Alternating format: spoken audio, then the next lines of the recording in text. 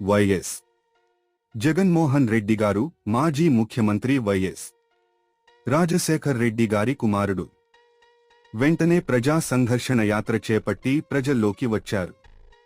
జగన్ గారు 3648 కిలోమీటర్ల ప్రజాసంకల్ప యాత్ర చేసి భారతదేశంలో ఒక రాజకీయ నాయకుడిగా అతి పొడవైన పాదయాత్ర చేశాడు. మీకు జగన్మోహన్ రెడ్డి గారు ఇష్టమైతే మా ఛానల్ను లైక్ చేయండి, సబ్స్క్రైబ్ చేయండి. 2019 ఎన్నికల్లో 175 సీట్లలో 151 సీట్లు గెలుచుకుని ఏపీ రాజకీయ చరిత్రలో సరికొత్త రికార్డు సృష్టించారు. స్పందన వంటి కార్యక్రమాల ద్వారా ప్రజల ఫిర్యాదులను నేరుగా తెలుసుకుని తక్షణమే పరిష్కారం చేసే ప్రయత్నం చేస్తున్నారు. ఆయన విద్యను మధ్యలోనే ఆపేసినప్పటికీ ముఖ్యమంత్రిగా విద్యార్థుల కోసం జగనన్న విద్యా దీవెన, జగనన్న అమ్మ ఒడి వంటి గొప్ప పథకాలు తీసుకొచ్చారు.